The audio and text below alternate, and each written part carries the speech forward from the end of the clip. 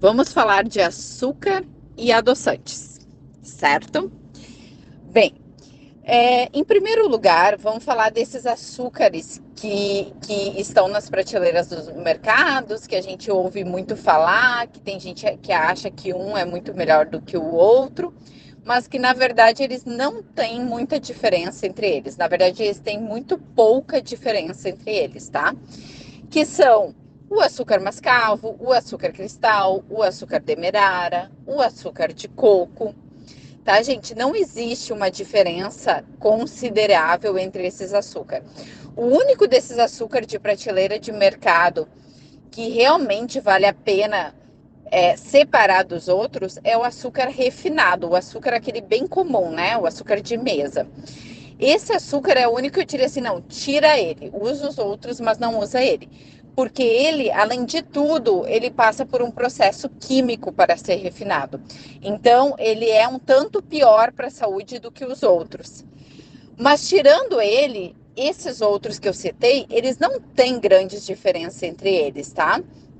Alguns são um pouco mais integrais, né? Que eles mantêm um pouquinho mais de propriedades, então digamos que eles têm um pouquinho de nutrientes ali, mas assim, é tão insignificante que não vale a pena considerar que é melhor do que o outro, entende? O açúcar de coco, por exemplo, gente, eu vou fazer um parênteses aqui só para dizer assim, se vocês têm me ouvido rouca em alguns vídeos, em alguns áudios, vocês me desculpem. Mas como eu tenho gravado muito para o Viver Melhor e tenho as consultas com os pacientes e eu já sou uma pessoa que eu falo muito, eu tenho sofrido um pouquinho com a minha voz. Até preciso parar, tirar um tempo e montar uma estratégia natural para eu tratar isso, tá? Então talvez vocês vão me ouvir um pouco rouca, às vezes eu preciso dar uma pausa na fala para poder prosseguir, tá bom? Então, seguindo aqui, o açúcar de coco, por exemplo, é, diz que ele tem que ele é absorvido mais lentamente pelo organismo, tá? Isso teoricamente faz com que ele não dê um pico de glicemia tão alto no sangue quanto os outros, né? Porque a absorção dele é mais lenta. Mas, de novo, isso é tão pouco, essa diferença é tão pequena que eu não vejo que vale a pena a gente classificar como, o açúcar de coco é bem melhor que os outros. Não. Esses açúcares todos, eles estão mais ou menos no mesmo patamar. Uns ganham um pouquinho em algum quesito, outros pedem outro, mas a diferença é muito pequena.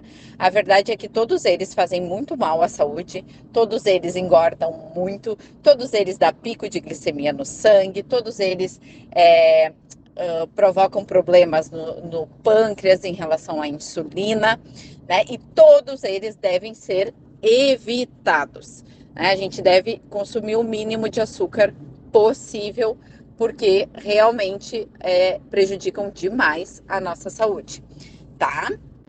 O que nós temos depois são os adoçantes low carb, né?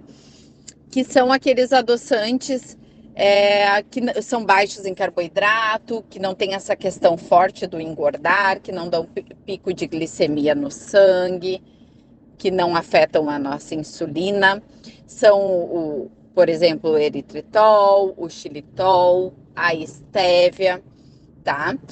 Esses são adoçantes interessantes de se usar, mas tem algumas questões. O xilitol, por exemplo, ele é bem irritativo para o intestino.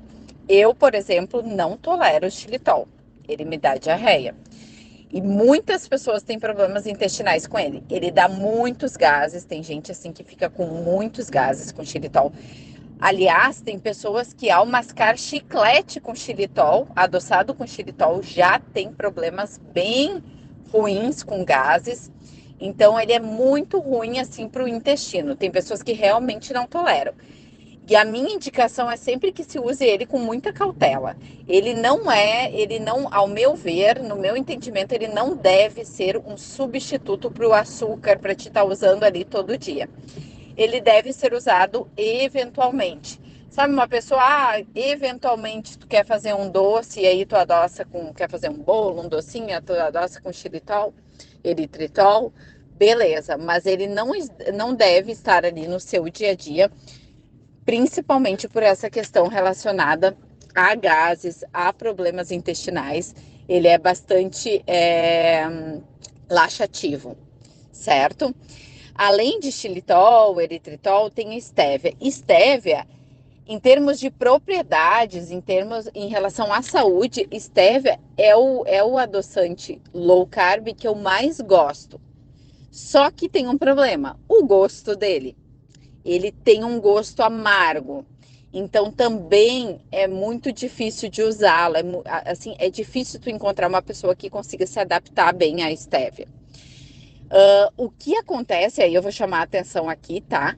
É que às vezes tu compra, por favor, olhem, eu vou falar aqui no Viver Melhor sobre vocês lerem os rótulos, né? Vou ensinar a ler bem os rótulos. Olhem quando for comprar, por exemplo, assim, vou comprar estévia para adoçar. Às vezes tá lá na embalagem que é estévia, mas quando tu olha nos ingredientes tem outras coisas, tem outros componentes ali misturados à estévia, não é estévia pura. Porque quando a estévia é pura, ela é amarga, ela tem um gosto bem complicado, tá? Então, se tu tá, mas uma vez eu usei stevia e achei maravilhoso. Vai olhar lá no pacote se não tem outra coisa misturada. Provavelmente tenha. E aí, por último, nós temos os adoçantes químicos, que são aqueles que costumam ter, né, nos escritórios, assim, aquelas gotinhas para adoçar o cafezinho, não é? Tipo, Zero Cal, aqui é um nome que eu me lembro, tem outros, né? Gente, isso é terrível. Isso é mais terrível que o açúcar. Esse sim eu vou dizer, esse consegue ser pior do que o açúcar. Porque esses são produtos químicos. A gente nem tem como dizer, colocar dentro do rol dos alimentos, né? Eles são produtos químicos. Eles fazem extremamente mal à saúde. Não devem ser usados de forma nenhuma, eu indico de forma nenhuma.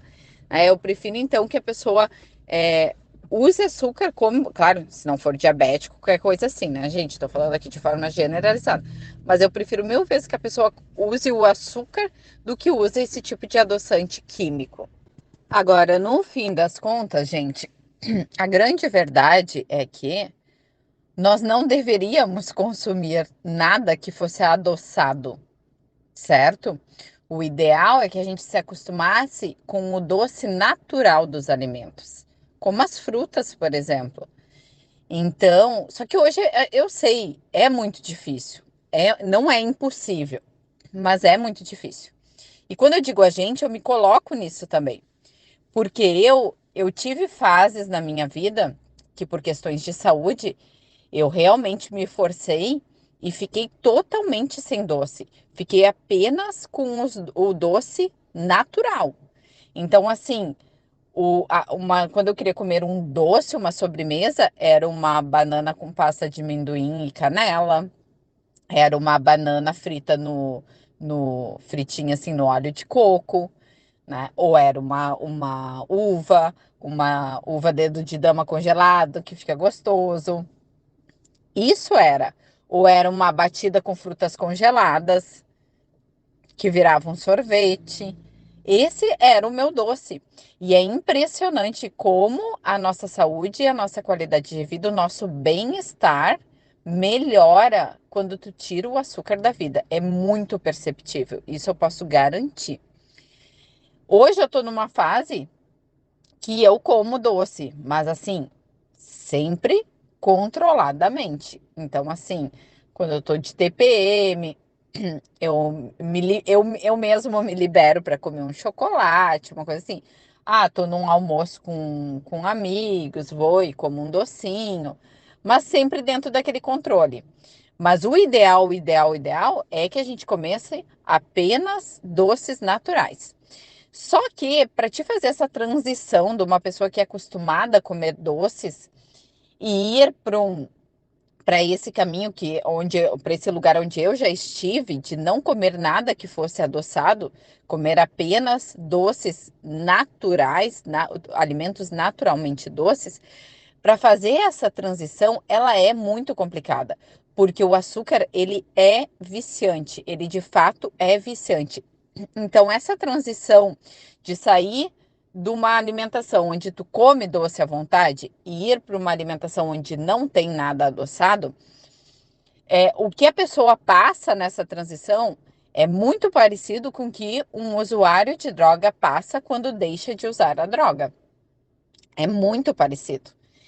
Porque o açúcar acaba sendo uma droga, ele causa dependência, sim. Então é bem difícil, mas é possível e é um caminho muito legal, muito bom, muito saudável. Quem se sujeita a abrir mão do doce sabe do que eu tô falando, sabe o quanto isso traz bem-estar. Mas aquilo que eu sempre digo, que se alguém aqui não ouviu ainda eu falar, ouvirá muitas outras vezes. É uma das frases que eu gosto muito, né? O bom não é inimigo do ótimo. Se tu não consegue fazer o ótimo, que seria zero alimento adoçado, faça o bom, faça o melhor que tu puder. Não coma sempre, evite, diminua. Como a receita de bolo, por exemplo, que eu mostrei aqui. Em vez de comprar um bolo, que naquele bolo foi 3 xícaras de açúcar, faça você em casa um bolo e coloque uma xícara de açúcar. Entende? Em vez de comprar um chocolate cheio de açúcar, tenta comer uns 50% cacau, depois uns 70% cacau. Então, assim, o bom, ele não é inimigo do ótimo. Se não dá para fazer o ótimo, faça o bom. Faça o melhor dentro do seu possível. Sempre.